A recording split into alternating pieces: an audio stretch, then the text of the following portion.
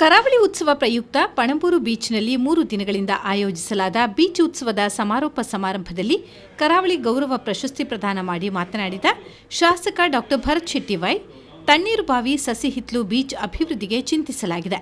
ನಮ್ಮ ಬೀಚ್ಗಳಲ್ಲಿ ಅಭಿವೃದ್ಧಿಗೆ ಸ್ಥಳಾವಕಾಶದ ಕೊರತೆ ಇದ್ದು ನಮಗೆ ಹಿನ್ನಡೆ ತಂದಿದೆ. ಈ ಎಲ್ಲ ಸಮಸ್ಯೆಗಳನ್ನು ನಿವಾರಿಸಿ ಪ್ರವಾಸೋದ್ಯಮಕ್ಕೆ ಉತ್ತೇಜನ ನೀಡಲು ಸರ್ಕಾರ ಸಮಗ್ರ ಅಭಿವೃದ್ಧಿ ಯೋಜನೆ ರೂಪಿಸಲಿದೆ ಎಂದರು.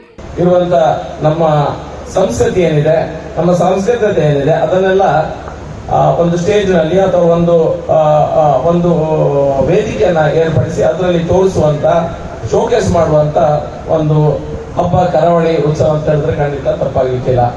ಆದರೆ ಇದರೊಟ್ಟಿಗೆ ಟೂರಿಸಂ ಅನ್ನ ನಾವು ಹೆಚ್ಚು ಪ್ರೋತ್ಸಾಹ ಕೊಡಬೇಕಂತ ಎಂಬಂತ ನಿಟ್ಟಿನಲ್ಲಿ ಇಂಟರ್ನ್ಯಾಷನಲ್ ಗಾಳಿಪಟ, ಇಂಟರ್ನ್ಯಾಷನಲ್ ಕೈಟ್ ಫ್ಲೈಯಿಂಗ್ ಕಾಂಪಿಟೇಷನ್ಸ್ ಇರ್ಬೋದು, ಬೇರೆ ಬೇರೆ ರೀತಿಯ ಮನೋರಂಜನಾ ಕಾರ್ಯಕ್ರಮಗಳನ್ನ ನಾವು ಈ ಕರಾವಳಿ ಉತ್ಸವದಲ್ಲಿ ಹಮ್ಮಿಕೊಂಡಿದ್ದೇವೆ. ಪ್ರತಿ ವರ್ಷ ಸಹ ನಿಮ್ಮೆಲ್ಲರ ಸಹಕಾರದಿಂದಾಗಿ ಒಳ್ಳೆ ರೀತಿಯಿಂದ ನಡೀತಾ ಉಂಟು. ಉದಯವಾಣಿ ಸಹಾಯಕ ಸಂಪಾದಕ ಮನೋಹರ್ ಪ್ರಸಾದ್ ಅವರಿಗೆ ಕರಾವಳಿ ಗೌರವ ಪ್ರಶಸ್ತಿ ಪ್ರದಾನ ಮಾಡಲಾಯಿತು. ಈ ಸಂದರ್ಭ ಮಾತನಾಡಿದ ಮನೋಹರ್ ಪ್ರಸಾದ್, ವೃತ್ತಿ ಜೀವನದಲ್ಲಿ ಅನೇಕ ಪ್ರಶಸ್ತಿಗಳು ಬಂದಿವೆ. ಈ ಬಾರಿ ಮಹತ್ವದ ಗೌರವಕ್ಕೆ ಜಿಲ್ಲಾಡಳಿತ ಆರಿಸಿರುವುದಕ್ಕೆ ಸಂತಸವಾಗಿದೆ ಎಂದರು. ನನ್ನ ವೃತ್ತಿ ಜೀವನದಲ್ಲಿ ಅನೇಕ ಪ್ರಶಸ್ತಿಗಳು ಬಂದಿದೆ, ರಾಜ್ಯೋತ್ಸವ ಸಹಿತ. ಆದರೆ ಇಲ್ಲಿ ಈಗ ನನ್ನ ಕಾರ್ಯಕ್ಷೇತ್ರದಲ್ಲಿಯೇ ನನ್ನ ಜಿಲ್ಲಾಡಳಿತ ಈ ಗೌರವವನ್ನು, ಪ್ರತಿ ವರ್ಷದ ಈ ಮಹತ್ವದ ಗೌರವವನ್ನು ಕೊಟ್ಟಿರುವುದು ನನಗೆ ತುಂಬಾ ಸಂತೋಷವನ್ನು ತಂದಿದೆ.